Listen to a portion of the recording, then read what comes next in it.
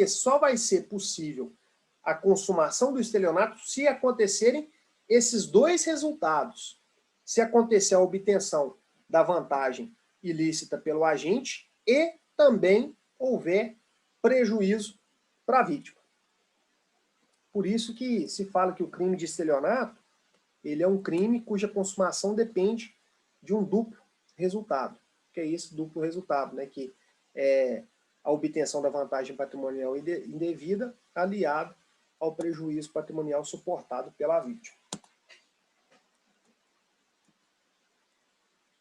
Aqui nós já comentamos, né, que o conto da guitarra, a torpeza bilateral, a doutrina se divide, né, lembrando que essa primeira corrente é uma corrente ainda mais forte do que essa segunda, né, se a vítima age de má fé, como no caso lá do sujeito que compra a cocaína, mas o traficante entrega cafeína e bicarbonato de sódio, né, não haveria aí a prática do crime de estelionato.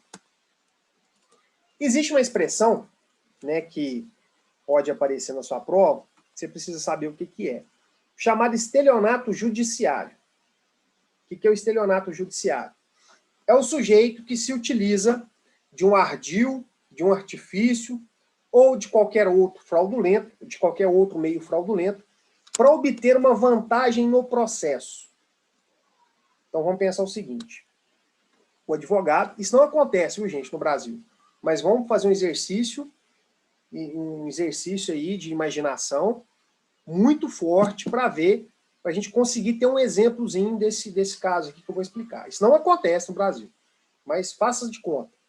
Imagine que o advogado, ele está defendendo um cliente num processo criminal, e aí ele lê lá o inquérito, ele lê o processo, vira para o cliente e fala assim, olha, vamos inventar uma história aqui, vamos inventar uma mentira, e aí você vai falar isso no seu interrogatório, você vai justificar desse jeito, e isso não acontece, mas faça de conta que pudesse acontecer. Né? E se algum dia vier a acontecer isso, né, será que isso pode gerar o chamado estelionato judiciário? Então, ó, o advogado vai e ajuda o cliente que está sendo acusado no processo criminal a inventar uma mentira para convencer o juiz da sua inocência. E o trem dá certo. Né? Faça de conta que deu certo. Aí o juiz foi e absolveu ele com base nessa mentira que ele contou lá no interrogatório dele. Isso configura crime de estelionato? Ó, houve uma fraude, né, inventou lá um ardil, e aí obteve uma vantagem patrimonial porque ele não foi condenado criminalmente, ele não teve que pagar pena de multa, ele não teve que pagar as custas e despesas do processo. Houve um prejuízo, o Estado deixou de arrecadar, não houve um prejuízo imediato, né, porque o Estado deixou de ganhar. Então poderia sustentar nisso aí uma tentativa de estelionato praticada pelo réu, depois se descobre que ele mentiu no interrogatório judicial dele, que essa mentira foi suficiente para o juiz absolvê-lo na audiência. Ó, o fato é o seguinte, graças a Deus, né, isso é base para um Estado democrático de direito, essas utilizações de ardis, de artifícios dentro do processo judicial, isso, a princípio, não configura crime de estelionato. Né? A princípio, esse tipo de manobra não vai configurar crime de estelionato. Né? Não pode configurar crime de estelionato. Então, o chamado estelionato judiciário, a jurisprudência tem pacífica o posicionamento de que o estelionato judiciário, essa conduta dentro de um processo judicial, não configura o crime de estelionato. Mas, se, por exemplo, o advogado ou o réu falsifica um documento, falsifica algum laudo pericial que foi juntado no processo, com essa intenção de ter uma obtenção de uma vantagem dentro do processo, pode configurar o crime do artigo 347, né, o crime de fraude processual. Então presta atenção nisso. o chamado estelionato judiciário, né, que seria essas manobras dentro do processo. Faz lá 52 recursos para poder provocar a prescrição da pretensão punitiva. Essa manobra poderia ser configurada um crime de estelionato? Não. Estelionato, não. Né? Qualquer atuação dentro do processo judicial com a intenção de obter uma vantagem, que nem sempre pode ser uma vantagem patrimonial, ela não configura o crime de estelionato. Mas pode configurar um crime de fraude processual. O que é a fraude processual? Inovar artificiosamente na pendência de processo civil ou administrativo, o criminal, graças a Deus, está fora, o estado de lugar, de coisa ou de pessoa, com o fim de induzir a erro o juiz ou o perito. Então,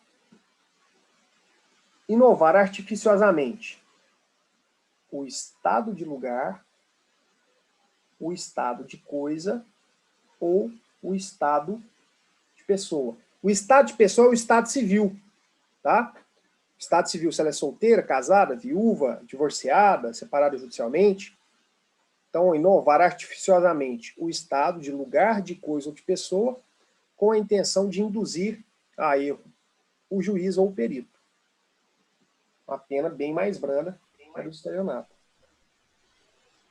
Ô Paulo, Oi. eu já vi que num processo civil, um caso, que o advogado, ele pegou o processo físico, era na época do processo físico, totalmente físico e tal, ele pegou o processo físico e havia algumas notas que estavam sendo cobradas do cliente dele, algumas duplicatas, promissórias, eu não lembro se era duplicata ou promissória, e ele simplesmente destacou algumas do processo.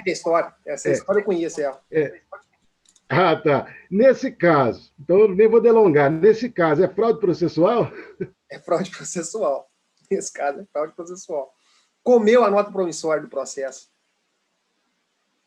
Literalmente mesmo.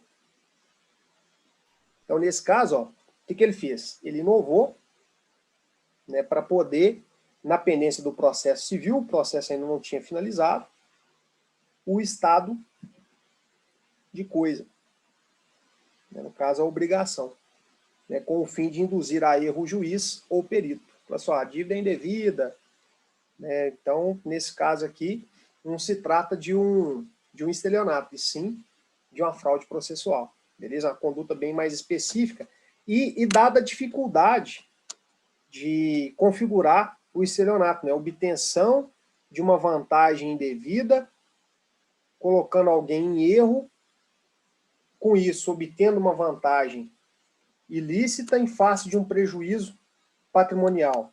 Né? Aí você vai falar assim, mas teve tudo isso porque ele, ao falsificar a nota promissória, no caso, né, ao tirar a nota promissória do processo, ele está tendo uma vantagem indevida, né, o cliente dele está tendo uma vantagem indevida que está deixando de pagar, e o autor do processo, o exequente ali, está tendo um prejuízo, porque vai deixar de receber o valor. O que é o problema, gente? Existe uma discussão muito grande na jurisprudência. Nós vamos ver isso quando a gente for estudar especificamente o caso do estelionato praticado mediante cheque. Se a vítima, se ela tem um documento, um contrato, um título de crédito que resguarda ela desse eventual prejuízo, já dificulta demais a configuração do crime de estelionato. Né? Porque, olha, ela trocou o dinheiro num título de crédito, que tem uma validade. Agora, se ela está trocando dinheiro em título de crédito para um agente, né, para um sujeito que só tem o dia para passar fome e a noite para passar frio, problema dessa vítima. Né? Esse ilícito, ele morre lá na esfera civil.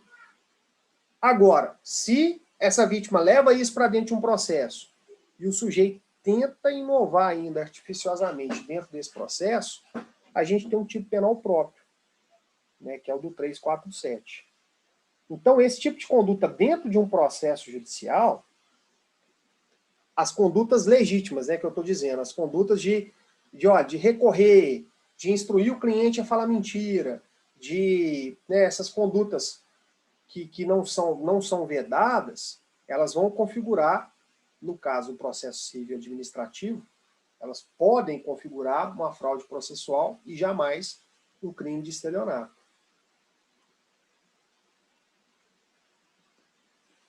Beleza? Agora, o que é o detalhe? O parágrafo único aqui, ó. Se a inovação se destina a produzir efeito em processo penal, em relação aqui, ó, a erro ao juiz ou ao perito, e aí vocês vão falar assim, mas a mentira induziu o cliente a mentir no processo penal, vai configurar o crime de fraude processual. Não vai configurar o crime de fraude processual, porque o detalhe aqui, ó, é o estado de lugar, o estado de coisa e o estado de pessoa. O que é o estado de pessoa? É o estado civil. Então é algo bem específico mesmo, é falsificar uma certidão de nascimento, falsificar uma certidão de casamento, falsificar uma certidão de óbito. Então aqui vai implicar essa fraude processual, na maioria das vezes, ela vai implicar na falsificação ou na supressão de algum documento. Não é relativamente ao comportamento da parte no processo.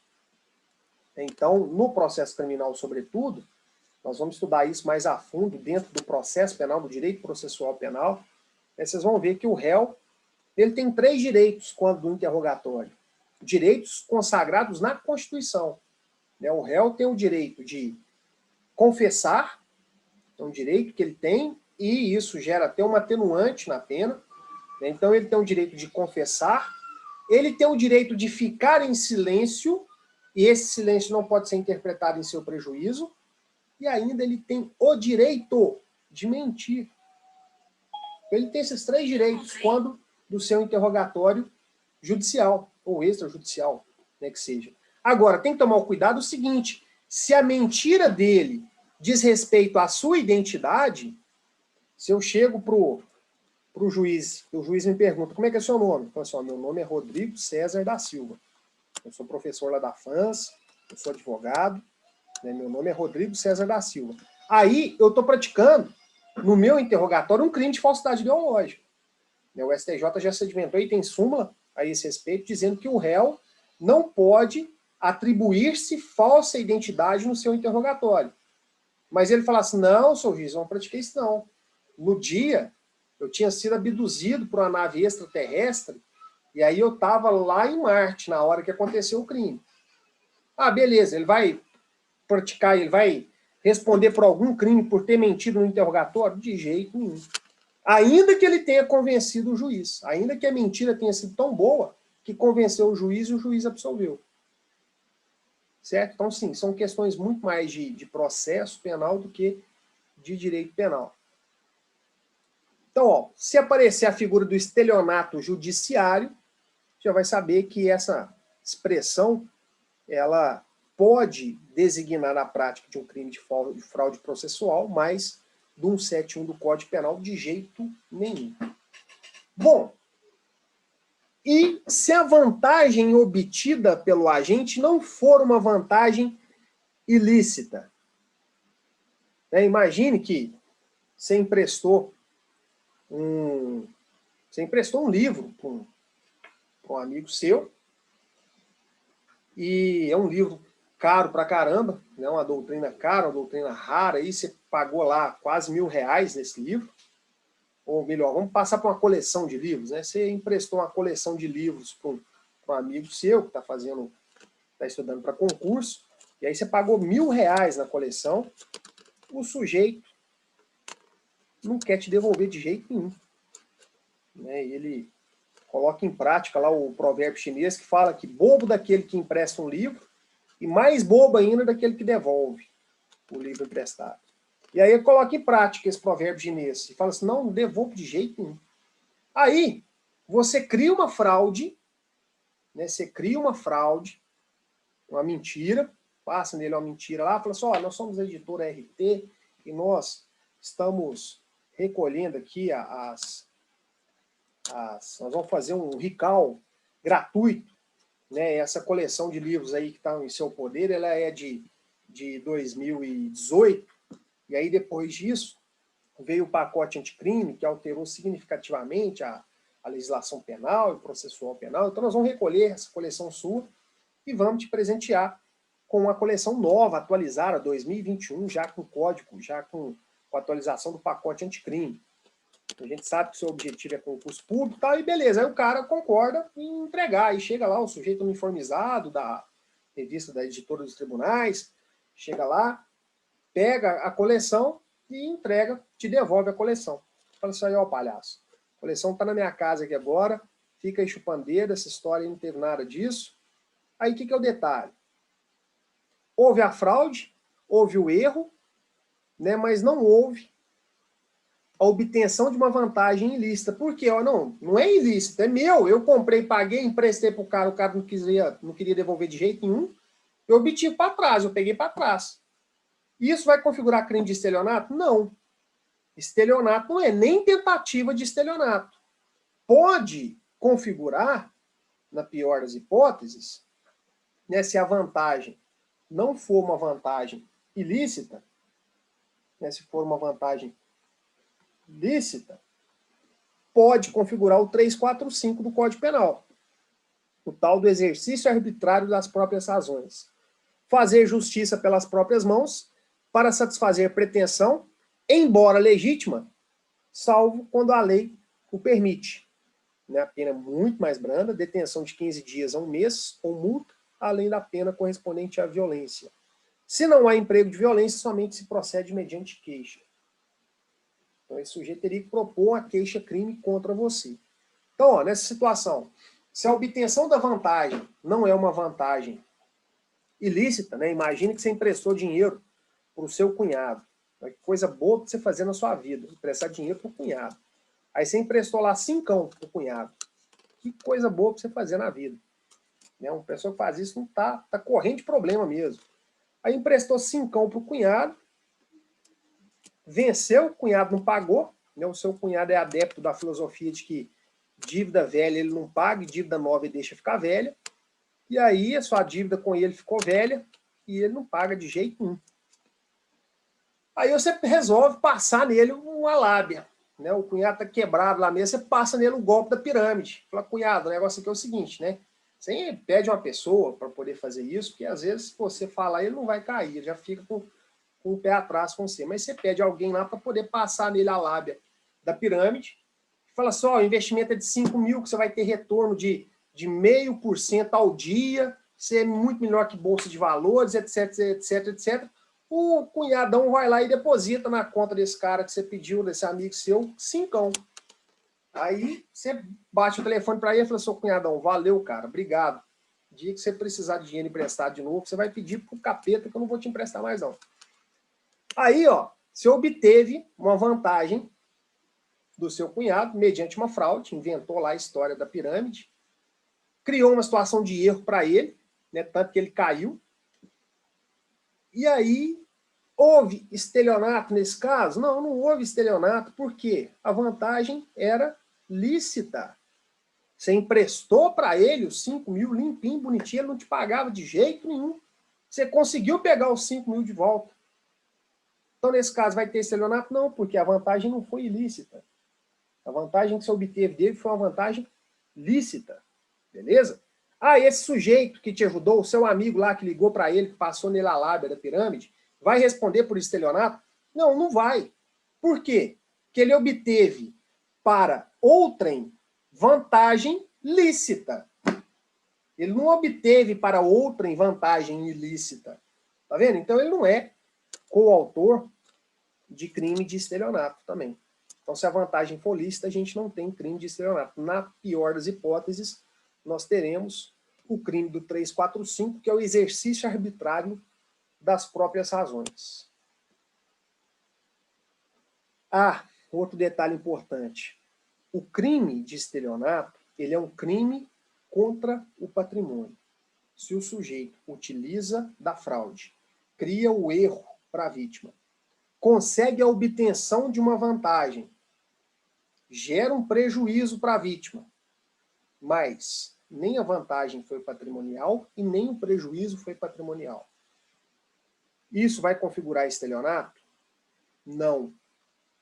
Então, muita atenção nisso. Se a obtenção da vantagem pelo agente não for uma vantagem patrimonial, e se o prejuízo da vítima não foi um prejuízo patrimonial, não fala-se em estelionato. Agora, se a gente falar, a vantagem foi uma vantagem sexual, pode configurar o crime de violação sexual mediante fraude. Artigo 215 do Código Penal.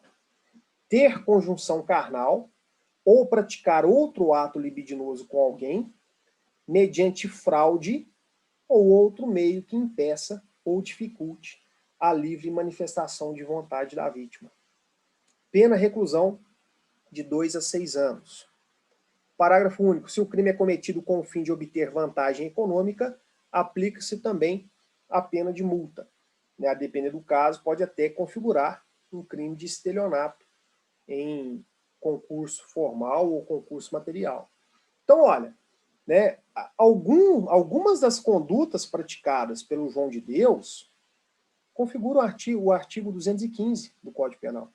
Né, se ele utilizava lá da sua condição de curandeiro, de fazer uma cirurgia espiritual na vítima, com esse discurso, se ele utilizava desse discurso, sem aqui discutir qualquer tipo de crença religiosa, a intenção não é essa, mas se ele se valia da crença religiosa da vítima para ter com ela conjunção carnal ou praticar qualquer ato libidinoso, né, diferente da conjunção carnal, se ele se utilizasse disso para poder tocar os seios da vítima, as nádegas da vítima, com essa fraude, né, de que, olha, eu preciso fazer isso para poder curar a sua doença, para poder realizar em você uma cirurgia espiritual. Então, se ele se valesse desse discurso como uma fraude, a conduta praticada por ele não configuraria o estelionato, configuraria o crime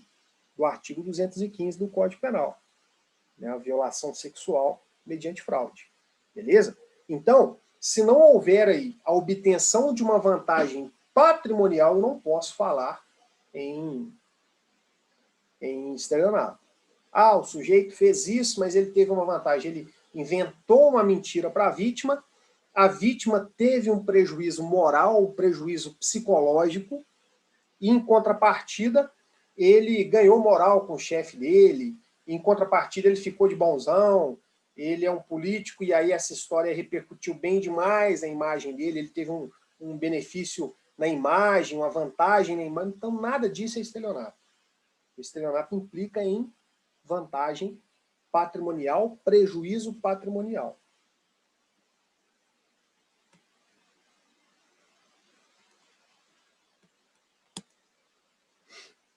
Aqui, ó, outro ponto interessante. A gente já caminha. Tá bom por urso? Aqui, Chega. então me lembra aqui na próxima aula, que aí tem até uma reportagem interessante sobre esse ponto aqui do sujeito passivo indeterminado, que não vai configurar o crime de estelionato, que pode configurar um crime contra a economia popular. Beleza? Então me lembra na próxima aula, que aí a gente já começa com essa característica, e na sequência tem uma reportagem interessante que filma os postos de combustível, que você compra lá, você paga, coloca para mim 20 litros de combustível. E aí, na verdade, você estava comprando menos, né? A bomba já era programada para colocar, ao invés de colocar 1 litro, colocar 900 ml. E aí você, né, compra 20 litros, você vai ter um prejuízo grande aí no final das contas. Você está pagando por 20 litros, mas está recebendo bem menos do que aquilo que você está pagando. Crime de estelionato. E aí, essa conduta pode configurar tanto o estelionato quanto um crime contra a economia popular.